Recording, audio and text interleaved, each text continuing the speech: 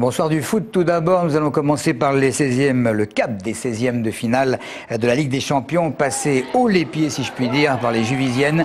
Hier soir, à Bondoufle, les Islandaises, peut-être perturbées par leur défaite 3-0 à l'aller, ont laissé les Essonniennes poursuivre leur lancée. Rencontre très rythmée, comme vous pouvez le constater pour les Juvisiennes, avec notamment l'excellente forme de Machar qui signe un triplé.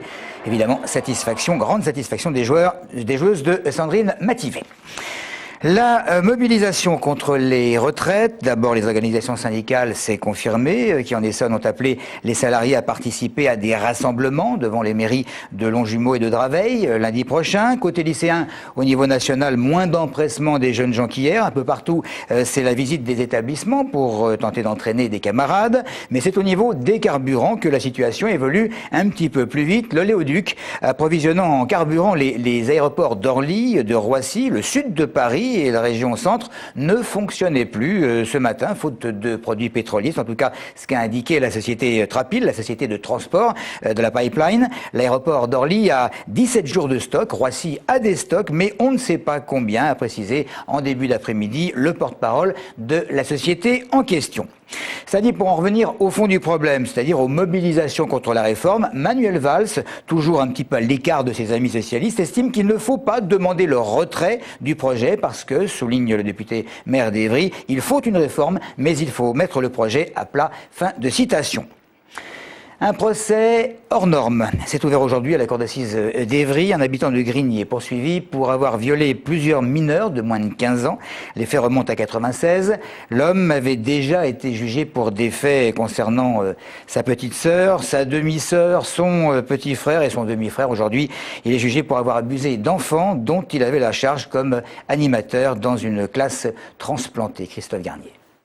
Le prévenu poursuivi depuis ce matin devant la cour d'assises d'Évry a été jugé comme adolescent parce qu'il était soupçonné d'avoir agressé sexuellement les 3 autres enfants de sa famille.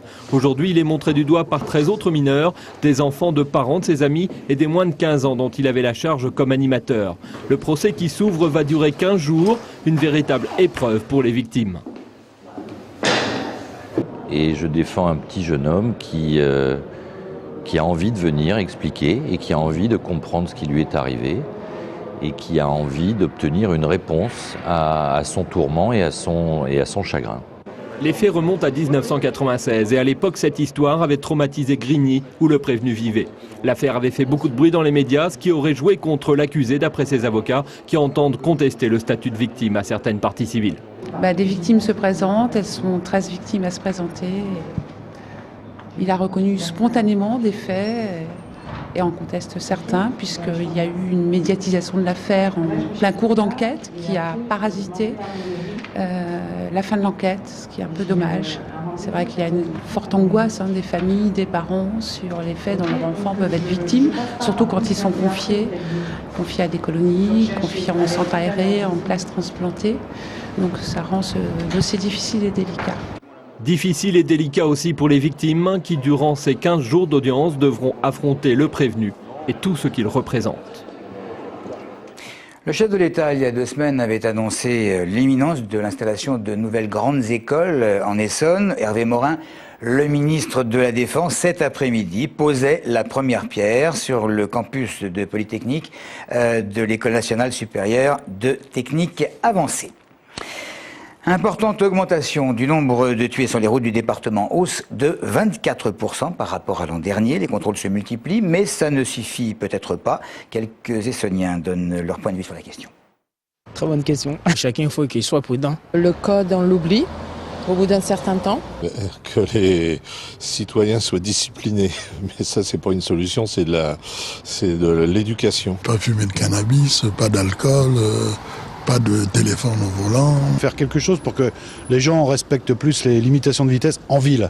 C'est surtout en ville où c'est très dangereux. Je sais pas, j'ai pas le permis.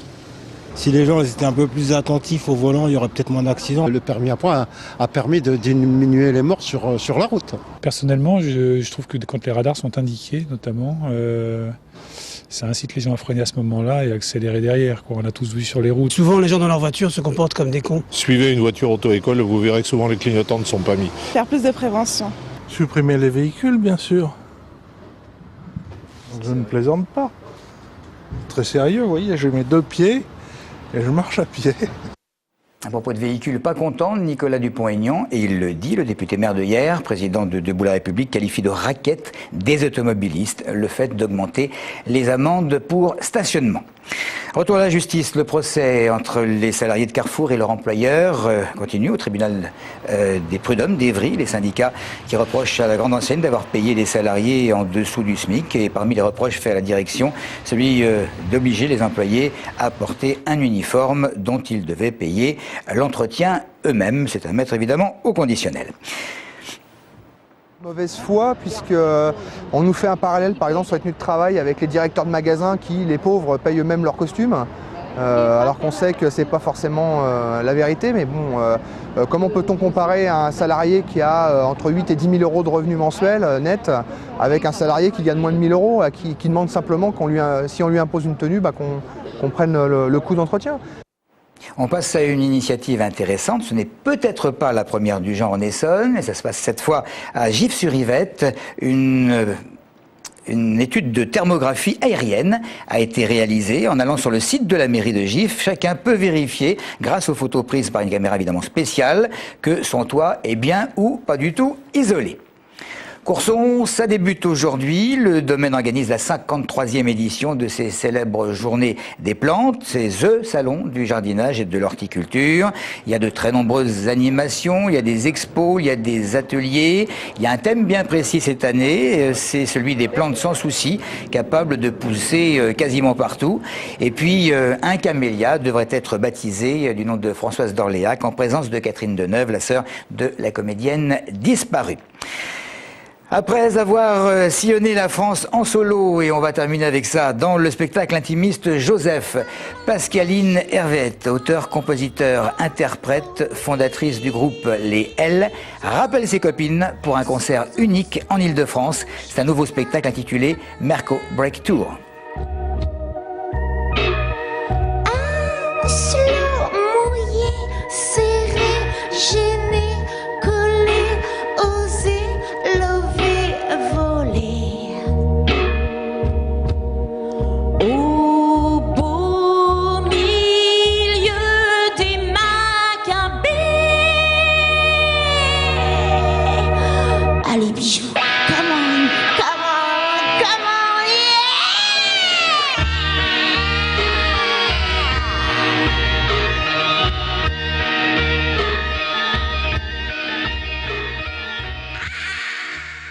À ne pas manquer, les ailes de ZES, évidemment, sont ce soir à Bretigny-sur-Orge dans la salle du Racam, et c'est à 20h30. Merci de votre fidélité.